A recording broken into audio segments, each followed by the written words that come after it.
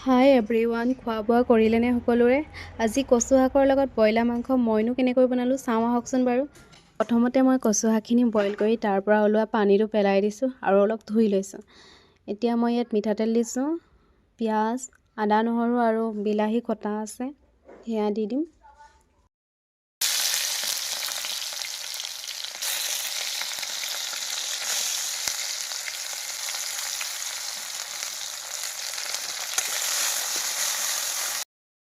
কচু শাক বনাবলৈ সকলোৱে জানে, যিহেতু মই আজি বনাই খাইছোঁ তাকে বোলো ভিডিঅ' এটা কৰি থওঁচোন মইনো কেনেকৈ বনাইছোঁ।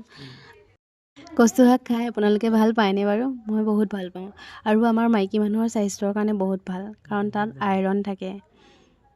এতিয়া মই ইয়াত বিলাহী দি দিছোঁ আৰু বিলাহীয়ে টেঙা কৰিম, কাৰণ কচু শাকখিনি অলপ অলপ খজুৱাই, সেইটো কাৰণে বিলাহী আৰু জলকীয়া সৰহকৈ দিছোঁ আৰু লাষ্টত নেমু অকণ চেপি দিম।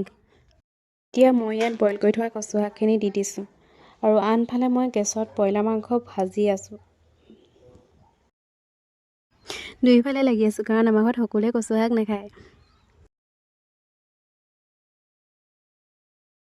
আৰু এতিয়া ইয়াত ভাজি থোৱা ব্ৰইলাৰ মাংসখিনি দি অলপ লৰাই ঢাকি দিম।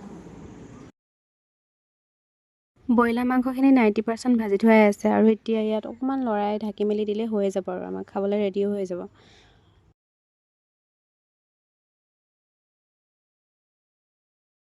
এয়া আমাৰ কচু শাক আৰু ব্ৰইলাৰ মাংস ৰেডি। এতিয়া আমি খাওঁ, আপোনালোকে চাওক। Bye bye.